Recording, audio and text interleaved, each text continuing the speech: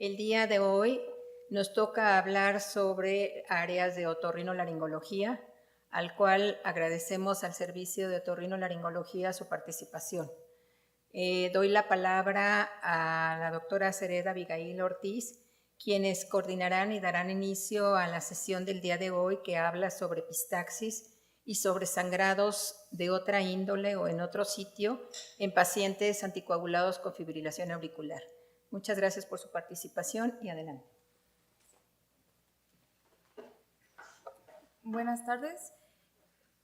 El tema de hoy va a ser dado por el doctor Carlo Pierzo, el doctor Sergio Nápoles y yo, la doctora Sereta Ortiz, coordinados por la doctora Luz Arcelia Campos Navarro.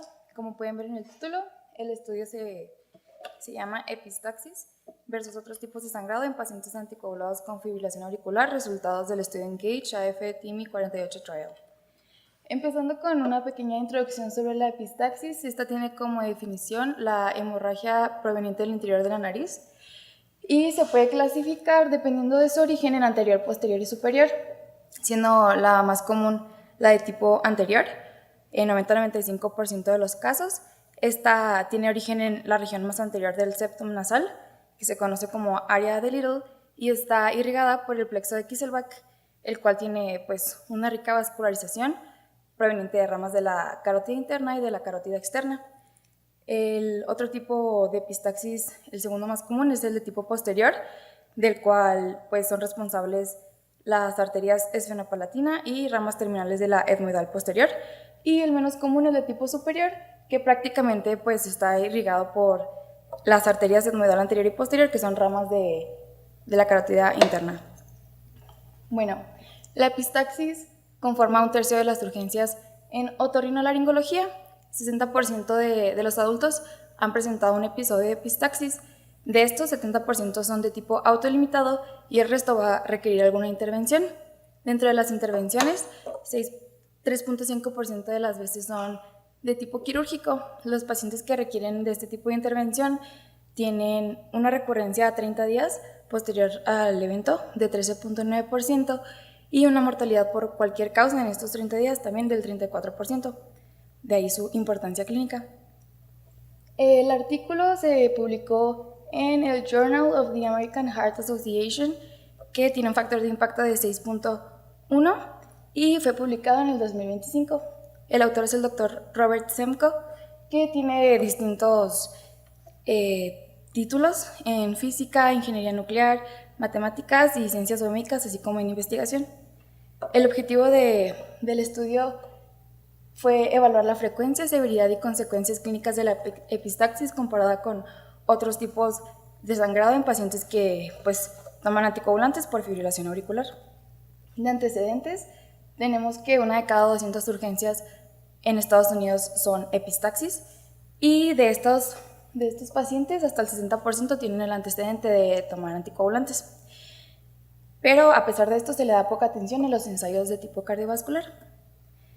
El diseño del estudio ENGAGE AF-TIMI fue un estudio aleatorizado, doble ciego controlado, con una población de 21.105 pacientes, los cuales contaban con el diagnóstico de fibrilación auricular no valvular y tenían un riesgo tromboembólico evaluado en la escala de Chats de moderado a alto, o sea, de arriba de 2 o más. Y también se dividieron en grupos de los que iban a recibir un régimen de Doxaban en dosis alta, dosis baja y warfarina. Para compararlos, se dio un seguimiento a 2.8 años.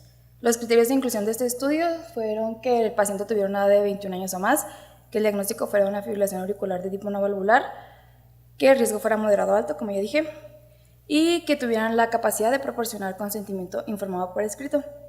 Los criterios de exclusión incluyen trastornos hemorrágicos conocidos o eventos hemorrágicos previos, así como aquellos que pongan en riesgo de un aumento de sangrado y las contraindicaciones para los anticoagulantes orales directos. La asignación del tratamiento se hizo con una aleatorización centralizada estratificada por el puntaje SHAT, ya sea en los de riesgo moderado, que son una puntuación de 2 a 3, y los de riesgo alto de evento tromboembólico, que es de 4 a 6. Ya teniendo estos dos grupos, se aleatorizó los regímenes en dosis alta de Doxaban, que serían 60 miligramos diarios, el régimen de dosis baja, que es de 30 miligramos diarios, y el de warfarina, que pues fue una dosis ajustada hasta alcanzar un INR de 2 a 3. De aquí pues también a todos los pacientes se les redujo la dosis al 50% desde el inicio del estudio o durante el estudio si presentaban alguna de estas características, que son una depuración de creatinina de 50 mililitros o menos por minuto, peso corporal de 60 kilos o menos y el uso concomitante de verapamilo, quinidina o dronedarona. El desenlace del estudio se valoró la eficacia del edoxaban contra la warfarina, viendo el tiempo desde que se inició el tratamiento hasta el primer evento tromboembólico, como accidente cerebrovascular, más que todo. La seguridad se evaluó, comparando los casos de hemorragia mayor durante el tratamiento, que ahorita les daré la definición que es una hemorragia mayor, y los eventos clínicos fueron evaluados por un comité independiente de eventos clínicos, lo cual nos da que este estudio se hizo con una evaluación ciega. Los criterios de la Sociedad de Hemostasia y de Trombosis para definir las hemorragias mayor, hemorragia clínicamente relevante no mayor y hemorragia menor y potencialmente mortal son estos. Básicamente, hemorragia mayor es aquella que provoca una caída de la hemoglobina de más de 2 o más gramos por decilitro de hemoglobina o necesidad de 2 o más unidades de concentrados eritrocitarios o aquella que se encuentre en una zona crítica y provoca un sangrado sintomático o sangrado que provocó la muerte. La hemorragia clínicamente relevante no mayor es aquella que requiere de hospitalización o prolonga una hospitalización previa, que además requiere de pruebas o estudios de laboratorio para conocer el origen y que además necesita alguna intervención para parar la hemorragia o que necesita interrupción del tratamiento que se está estudiando. La hemorragia menor es un sangrado evidente que no cae dentro de las demás categorías y las hemorragias potencialmente mortales son aquellas que están en una zona crítica o que causan inestabilidad hemodinámica pero que no cumplen con los criterios de hemorragia mayor.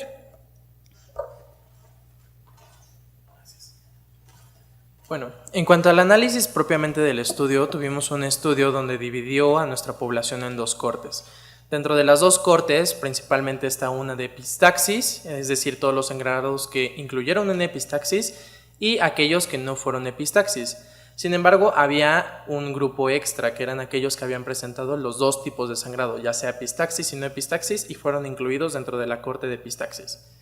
Se evaluó la severidad con un método de test Cochrane-Armitage y también se hizo la suspensión del tratamiento con una chi cuadrada de Pearson, así como la epistaxis que se vieron entre los tratamientos se evaluó con un modelo de Cox. Bueno, en todo este estudio tuvimos múltiples resultados, sin embargo los resultados más significativos fueron aquellos que se vieron relacionados con la región en donde vivían las personas, siendo Norteamérica aquellos pacientes que tenían más sangrado ya sea de epistaxis o no epistaxis comparado a la población que no tuvo de ningún tipo de sangrado. Cabe destacar que los pacientes que tuvieron una epistaxis fueron 1.008 pacientes comparado contra 4.239 de otro tipo de sangrado no nasal y los que no presentaron ninguna epistaxis fueron 15.779. Ahora, otro de los factores de riesgo fue la edad mayor a 75 años, donde podemos ver que el tener una epistaxis es más probable en pacientes mayores de esta edad, siendo con una P significativa de menor a 0.001 comparados a aquellos que no tuvieron ningún tipo de sangrado. Igual se vio una mayor relación con aquellos que tuvieron una enfermedad coronaria previa, aquellos que también tuvieron una revascularización con un bypass, o es decir, una cirugía, y también aquellos que habían tenido una epistaxis previamente antes del estudio o que eran más propensos a tener una epistaxis, fueron aquellos que presentaron las epistaxis con más recurrencia. De igual forma, el hecho de haber presentado en algún punto de la vida un sangrado intracraneal previo condicionaba una mayor cantidad de epistaxis en estos pacientes.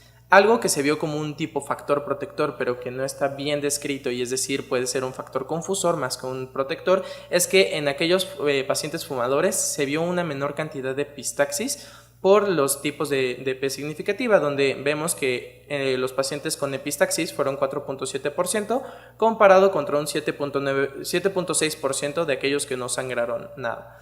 También otro de los medicamentos que se vio asociado con una mayor cantidad de epistaxis fueron las aspirinas o antiagregantes plaquetarios. De igual forma, hicimos la estadificación de la severidad de los sangrados. Como habíamos mencionado, los 4.239 pacientes que no tuvieron epistaxis se dividieron en 3 grupos, siendo principalmente los sangrados leves, que fueron el 19.2%, ese sangrado moderado, que podríamos decir clínicamente es significativo, pero lo dejaremos por fines didácticos como intermedio o moderado, que fue el 60.1%, y aquellos que fueron sangrados mayores o graves fueron el 20.7%. En los de epistaxis se ve una relación distinta, siendo la mayor cantidad como diferente en aquellos que tuvieron una epistaxis leve, siendo el 32.1% comparado a un 19.2%. Sin embargo, se ve una relación muy parecida en aquellos que tuvieron un sangrado de tipo intermedio con un 64.7%, y donde hay una gran diferencia es en aquellos que tuvieron un sangrado mayor con solo 3.2%.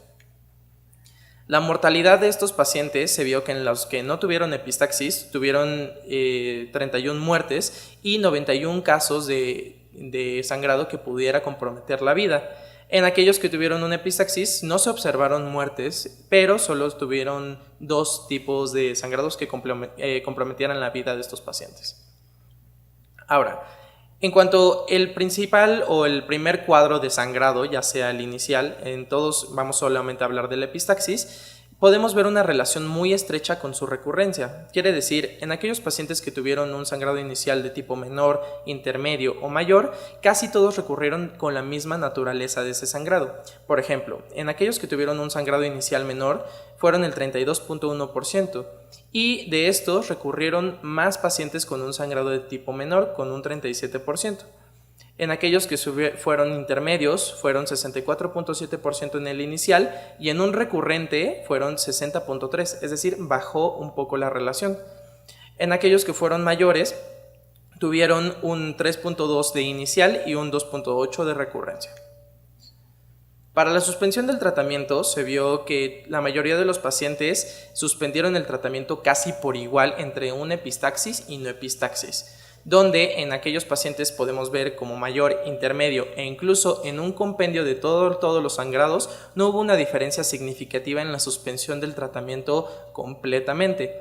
Sin embargo, en aquellos pacientes que tuvieron un sangrado menor, le dieron mucha prioridad a este sangrado, y principalmente en la epistaxis suspendieron mucho más el tratamiento anticoagulante, siendo 33.3% de pacientes los cuales suspendieron su tratamiento contra solo el 23.9% de aquellos que no fueron epistaxis, lo cual nos da una P significativa de 0.001. ¿Ustedes por qué creen que estos pacientes con una epistaxis leve suspendieron más el tratamiento anticoagulante comparado a los pacientes que no presentaron epistaxis, es decir, otro tipo de sangrado de tipo leve?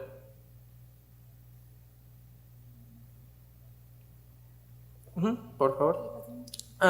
¿Podrían pasar un micrófono, por favor?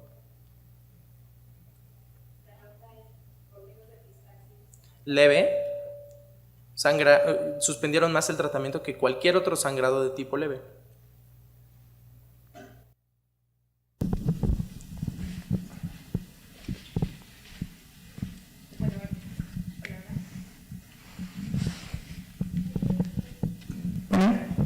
Bueno, la epistaxis es un factor de riesgo para la descontinuación de tratamiento de los pacientes de cualquier índole. Es un síntoma o es una manifestación clínica que altera mucho el estado emocional de los pacientes. Entonces, esta puede ser uno de los factores por los cuales los pacientes que presentaron epistaxis, independientemente de si fue mayor o menor, hayan decidido la suspensión de tratamiento. Esto es algo que se ve en muchos otros pacientes que están anticoagulados, no necesariamente por una fibrilación auricular o por un evento vascular cerebral, sino por cualquier otra razón de anticoagulación. Entonces, pues el impacto que va a tener en los pacientes la epistaxis o la epistaxis de difícil control, independientemente de que no sea mayor o que no sea significativa, va a ser un factor de riesgo para la suspensión del tratamiento. Justamente, la epistaxis para muchos de los pacientes tiende a ser un poco más aparatosa para ellos, e incluso piensan que es un cuadro severo, cuando realmente pues puede llegar a ser un cuadro leve. Sin embargo, es suficiente para que ellos decidan la suspensión del tratamiento, e incluso de forma permanente. Ahora, para la suspensión del tratamiento se observaron varios tipos de características donde se vieron más relacionados aquellos que suspendieron tratamientos en edades mayores, siendo 76 años comparado a 73, en aquellos que tuvieron tasas de filtración glomerular de 27.8, es decir, un poco mayor a los que no lo suspendieron, un puntaje de Hasbled mayor o igual a 3 y cardiopatía isquémica hasta en un 41.2%. Ahora, ¿cómo está la relación entre los anticoagulantes? ¿Qué queremos decir con esto? ¿Cómo fueron los resultados propiamente de los anticoagulantes? Que vimos que era edoxaban contra warfarina, pero en un régimen de dosis baja y dosis alta. En aquellos que tuvieron una dosis alta, en sangrados mayores, comparados dosis alta de edoxaban contra warfarina, no hubo una diferencia significativa.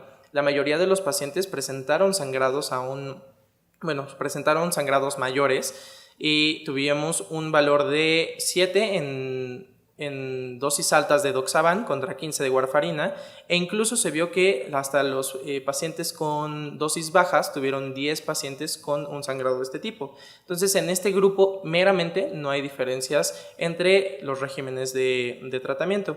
Sin embargo, donde sí hay una diferencia importante y podemos observarla es en aquellos pacientes que recibieron un tratamiento de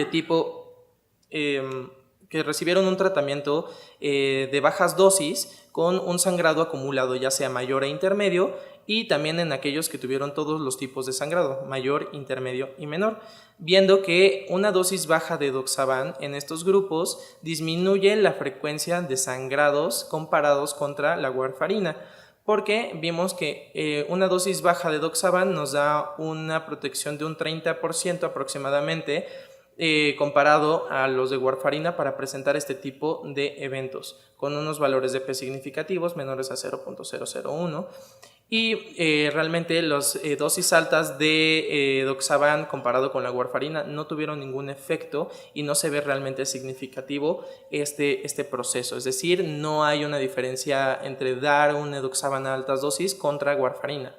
Sin embargo, sí hay una gran diferencia entre dar una dosis bajas de edoxaban contra la warfarina para poder tener una menor incidencia de sangrados, ya sea mayores, menores y el acumulado de todos los sangrados.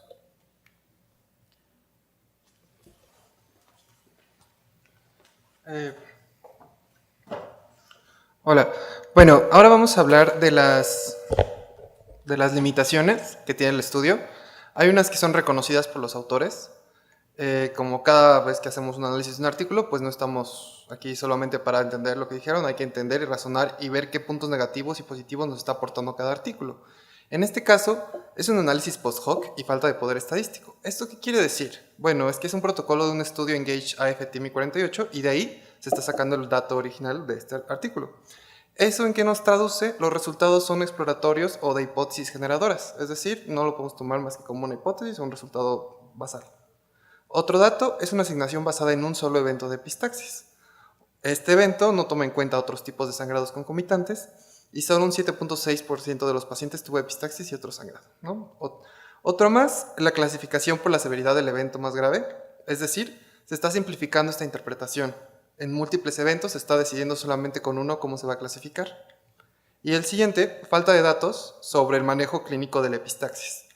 No nos está diciendo cómo se manejó esta epistaxis. Algunas opciones, o algunos que les estamos sugiriendo, pues taponamiento anterior, posterior, cauterización eléctrica, química, cirugía, ligadura, embolización, atención ambulatoria versus hospitalaria, por decir algunas, ¿no?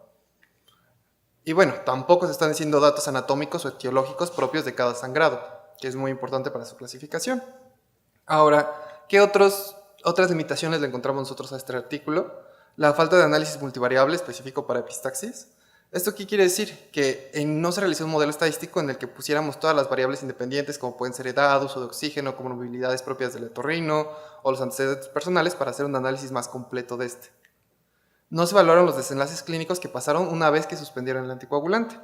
Es decir, no se dijo cuál fue la frecuencia en la que se discontinuaron o si se derivó esto en algún evento tromboembólico, como un EBC o un embolismo. Los criterios ISTH que nos mencionaron están limitados por la parte funcional. Aunque sí son un estándar y son una captura, no nos están diciendo la ansiedad que tiene el paciente, la calidad de vida, la percepción, si está influyéndonos en qué decisión clínica vamos a tomar o si vamos o no a decidir suspender el anticoagulante. ¿Qué otro? No se realizó un análisis adecuado de las recurrencias. ¿Esto a qué me refiero? Se reportó el número total de los eventos, sí, pero no se aplicaron modelos que nos dijeran en el tiempo cómo fue la carga de estos. Y esto nos limita la comprensión de la carga acumulativa. Ahora, el resultado no es generalizable a todos los tipos de anticoagulantes. El estudio únicamente incluyó ledoxaban, que fue en dosis altas y bajas, y lo comparó con la warfarina. Esto pues extrapola a que no podemos tener una certeza a todos los demás y solamente lo podemos aplicar, y ya hemos hablado un poco de cómo se lleva este análisis en nuestra práctica clínica diaria, ¿no? Entonces, ¿qué conclusiones podemos sacar de este artículo? La epistaxis es un evento frecuente en pacientes con fibrilación auricular anticoagulados, ¿sí? La epistaxis, incluso si es leve, puede tener un impacto clínico significativo que deriva en la suspensión de este. El ledoxaban en dosis bajas mostró un perfil de seguridad respecto a la epistaxis. ¿Qué otras? No se observaron diferencias en el efecto según los subgrupos clínicos que se evaluaron y que la epistaxis podría estar subestimada en los estudios clínicos. ¿A esto a qué nos referimos? No se está considerando el impacto emocional, el enfoque clínico, en la decisión de suspender o no estos anticoagulantes y en cómo debemos de considerarlo nosotros en nuestra práctica médica o para futuros ensayos. Y finalmente, los hallazgos respaldan la necesidad de educar a estos pacientes y a clínicos también sobre el manejo adecuado de la epistaxis. ¿Esto con qué? Pues con la finalidad de no suspender a todos los pacientes que tengan una epistaxis, ¿sale? Evitar suspensiones innecesarias. Ahora, vamos a hablar un poco, la idea de estos artículos finalmente es discutirla entre nosotros, hacer como un análisis de qué es lo que estamos viendo y qué es lo que nosotros haríamos en una situación parecida, ¿no? Entonces este va a ser el enfoque ahorita. Me gustaría mucho que los residentes de una mayor jerarquía nos ayudaran con estas preguntas, como por qué es importante estudiar la epistaxis en pacientes anticoagulados con fibrilación auricular. No sé si hay algún residente que nos pueda ayudar con esta pregunta.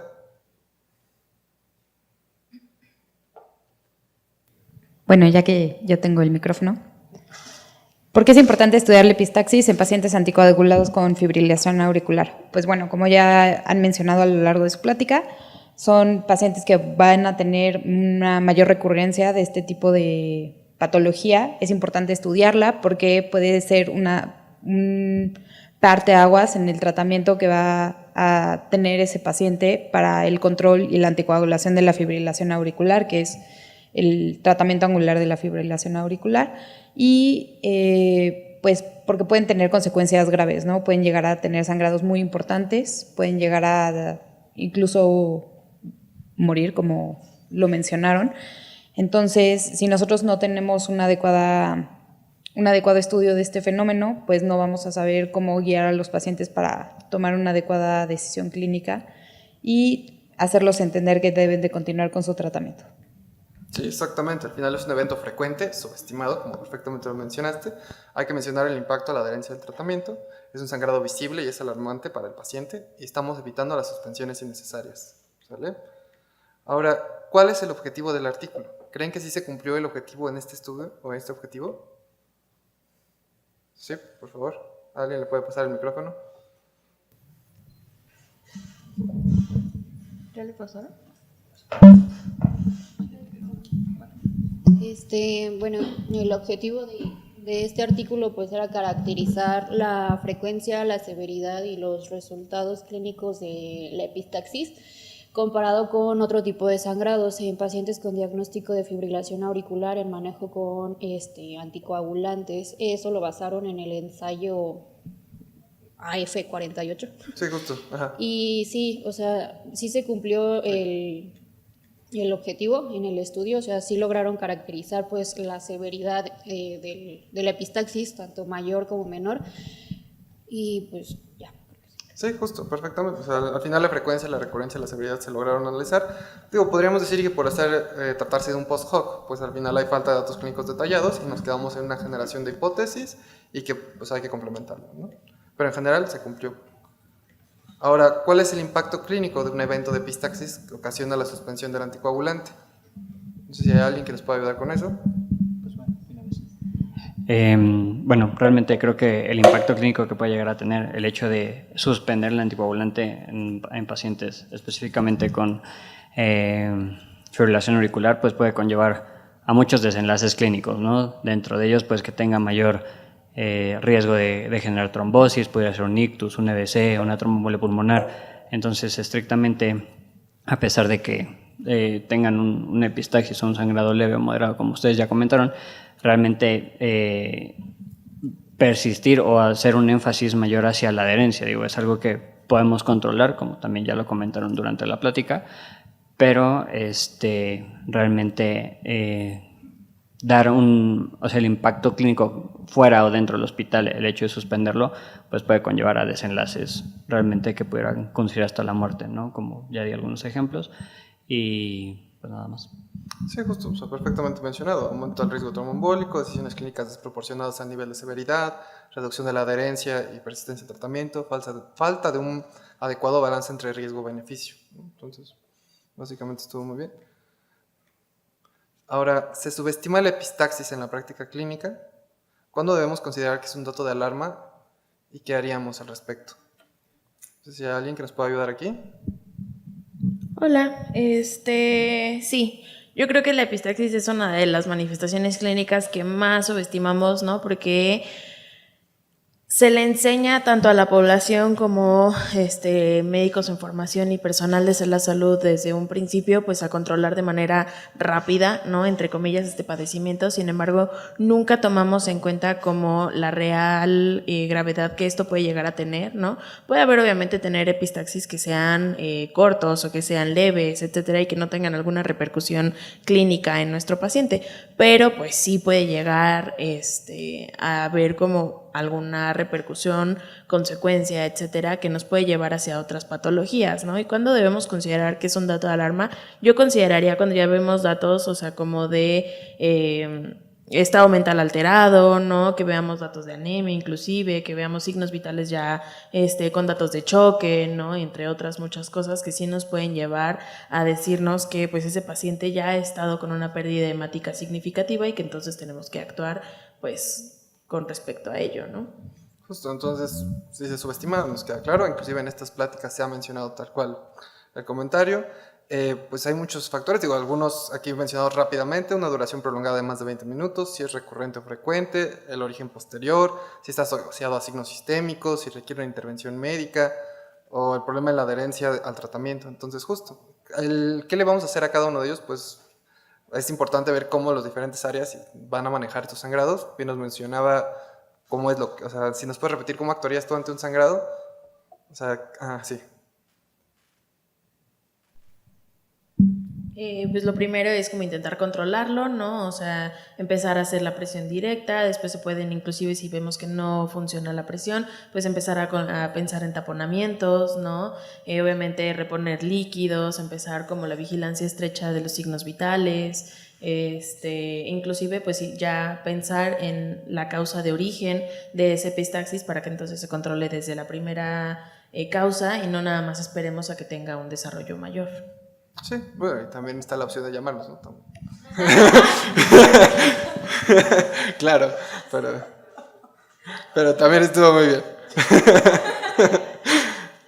Y bueno, ahora para la quinta pregunta me gustaría que alguno de los doctores adscritos nos pudieran ayudar.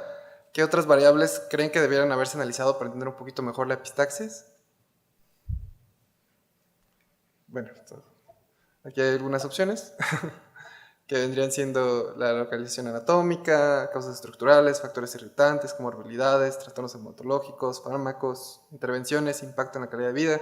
Si tienen alguna otra que se les ocurra que estemos omitiendo, pues también. Ok. Y en la 6, ¿qué opinas del régimen de dosis baja que haya tenido un mejor perfil que la dosis alta? Sí, si alguien nos puede ayudar. Al dosis alta, no tiene realmente diferencia con la warfarina, a comparación de con dosis bajas, sí tiene un beneficio del paciente porque va a haber mejor apego al paciente, porque una de las causas de que el paciente deje el tratamiento es la epistaxis, entonces hay mejor apego y realmente no hay tanta diferencia entre la alta y la warfarina y mantiene la eficacia a la dosis baja, entonces tienes el beneficio que veo en el régimen de dosis baja.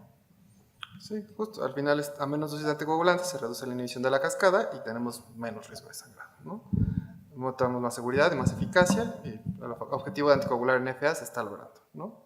Pero bueno, al final sí, justo se reafirma como esa necesidad que tenemos de hacer un tratamiento personalizado en cada paciente, que es muy importante aquí, ¿no? Ahora, ¿qué conclusiones se pueden extraer sobre el perfil de seguridad de edoxaban en comparación con warfarina respecto a epistaxis? Estas son más propias del artículo, entonces aquí les voy a ayudar un poco. Edoxaban en dosis baja, LDR, tiene un mejor perfil de seguridad que warfarina, redujo significativamente el riesgo de epistaxis total. Además, el análisis de eventos recurrentes mostró una reducción del 26% en la tasa de epistaxis. ¿Sale? Ahora, la 8. ¿Qué estrategias clínicas podrían implementar para evitar la suspensión innecesaria en estos casos?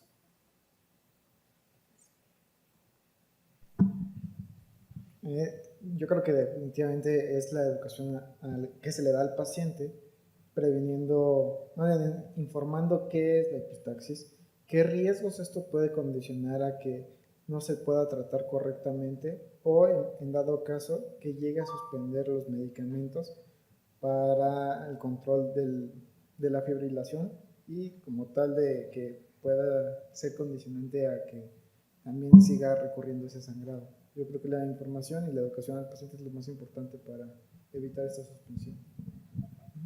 Sí. Básicamente, todo es perfectamente manejado. Es manejo local, evaluación adecuada, revisión del anticoagulante, corregir los factores, educar al paciente, un seguimiento temprano. Bueno, ahora nos quedan las últimas 2 preguntas. Para esta sesión me gustaría que los adscritos nos ayudaran. La primera es, si un paciente anticoagulante presenta epistaxis recurrente, ¿modificarías el tratamiento en su práctica clínica?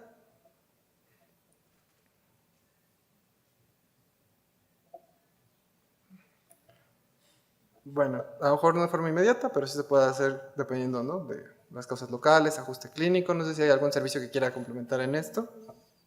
¿No? Perfecto. Y la última, ¿sería razonable considerar el uso de edoxaban en dosis baja en pacientes con antecedentes de epistaxis? Esta, pues sí, razonable y clínicamente justificado según este estudio. El régimen de edoxaban en dosis bajas redujo significativamente, esto es tasa total de epistaxis de 0.73. Y bueno, ahora terminando con esto, no sé si tengan alguna duda o pregunta respecto a este artículo. O comentarios también, claro. Y bueno, también agradecerle mucho a los residentes de mayor jerarquía que nos apoyaron en estas preguntas y respuestas. Adelante, por favor.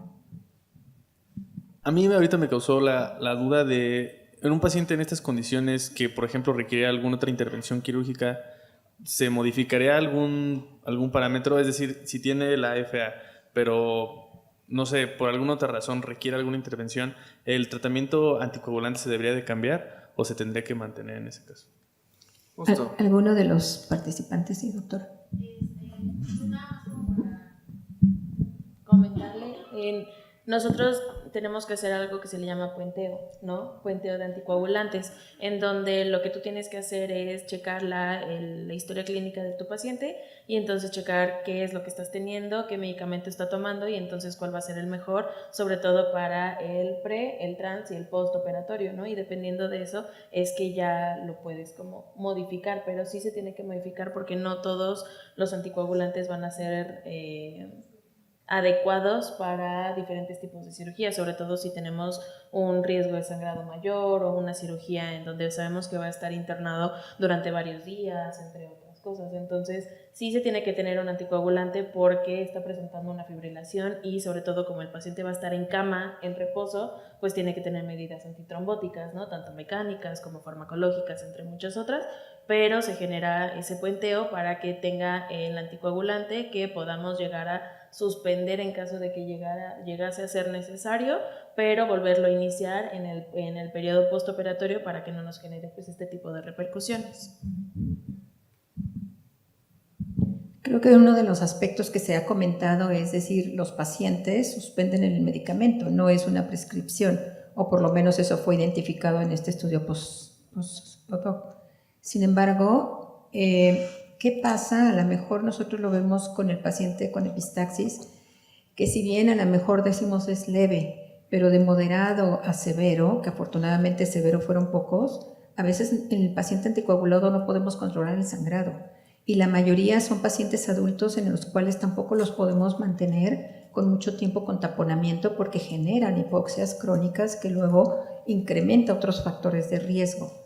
Ok, eso lo sabemos y de alguna manera tenemos que hacer un trabajo multidisciplinario para el apoyo por parte de o cardiólogo en medicina interna, anestesiólogos, porque muchos de ellos llegarán a tratamientos quirúrgicos.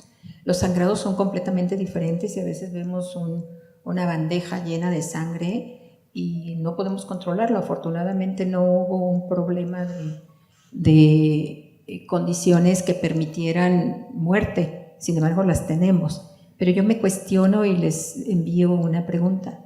¿Qué pasa con aquel paciente que no tiene epistaxis, que es otro tipo de sangrado y generalmente los manifiestan a nivel intracraneal? ¿Qué pasa si el paciente lo deja? O sea, sí le estamos dando un enfoque de epistaxis porque somos otorrinolaringólogos, pero sí me gustaría oír los comentarios de todos ustedes para la toma de decisiones, sobre todo en la suspensión de un paciente que tiene factores de riesgo. Doctor, por favor. Sí, esta pregunta ha sido motivo de muchos estudios y ya está muy estudiada y es muy pertinente. Creo que el artículo cumple con su función y no se le puede achacar son fallas metodológicas, que es lo que se podría hacer de muchos datos que quisiéramos saber de la epistaxis. Es un estudio post-hoc y simplemente cubre con lo que se está buscando. Es un estudio muy robusto en este punto de vista y ofrece una implicación clínica muy interesante, que no suspenden los anticoagulantes. Y más que educar al paciente, al que tienes que educar es al médico, porque es el primero que va a decir suspéndalo. Sí, es muy escandalosa la epistaxis, pero esa es una de las finalidades más importantes que yo creo que tiene el artículo. Entonces, aquí tenemos que jugar contra eficacia, contra seguridad. Porque si tú suspendes los anticoagulantes, como bien lo menciona Alexei, el riesgo de que tenga eventos relacionados a la fibrilación son muy altos o lo contrario. Entonces te tienes que ir un poco hacia atrás y decir, ¿anticoagulo o no anticoagulo a este paciente? Si nosotros vemos la edad de los pacientes, la mayoría están entre 75 a 78 años, el grupo de Doxaban era más joven, me parece, tenía 74 años, que ya son muchos años también, ¿no? Entonces, cuando tú vas a anticoagular a un paciente de 90 años que vive solo, que tiene la asistencia adecuada, que no tiene la educación o no tiene el medio de sostén, pues sí, te preguntas, ¿lo anticoagulo o no lo anticoagulo con los graves riesgos que tengo? Otro de los aspectos importantes del artículo es muy bien lo que usted menciona, doctora. Es hemorragia mayor o menor, pero siempre se han considerado dos sitios nada más, que es la gastrointestinal y la cerebrovascular. Y existen estudios donde le preguntan al paciente, ¿a qué le temes más? ¿A un trombo cerebral o a una hemorragia cerebral? Sin duda alguna el paciente le teme más a la hemorragia cerebral. Y le teme más, el médico todavía le teme más a la hemorragia gastrointestinal. Entonces yo creo que aquí sí tienes que particularizar muy bien en este grupo de pacientes. Hay que educar al médico, es muy aparatosa, te tienes que tener una buena liga con un buen otorrino porque tiene que intervenir necesariamente este paciente. No vas a suspender, es lo que te da este estudio, no suspendas el anticoagulante, interviene con otro especialista que te pueda ayudar en el campo y me parece que es la gran ayuda que nos da el artículo. La extrapolación no es tan fácil de hacer con otros anticoagulantes, pero sí se puede hacer con cautela, porque básicamente todos trabajan sobre el mismo sistema, inhibiendo al factor 10, excepto dabigatran, que es un inhibidor directo de trombina. Entonces sí lo puedes quitar, pero tenemos 3 anticoagulantes de este tipo, que son edoxaban, rivaroxaban y apixaban. Y los estudios ya existen estos diferentes estudios pivotales, todos van contra la hemorragia, casi todos están a favor del uso de apixaban. Entonces, desde ahí, yo creo que en la selección de tu anticoagulante, en cuanto a riesgo, apixaban sería una mejor opción que los otros. Edoxaban acaba de entrar a México, Lixiana se llama, no hay mucha experiencia y bueno, es un estudio que respalda a Edoxaban y que sí se pueden hacer extrapolaciones con ese mismo medicamento. Muchas gracias, doctor. ¿Algún otro comentario? ¿Nadie? Bueno, nada más vamos a terminar un punto que nos va a presentar la doctora Ortiz. Les mandé por un link una encuesta para que nos den retroalimentación sobre la sesión bibliográfica y más o menos sobre la dinámica que se está llevando. Y si tienen algún comentario lo pueden mandar ahí, por favor. Y gracias. Eso sería todo.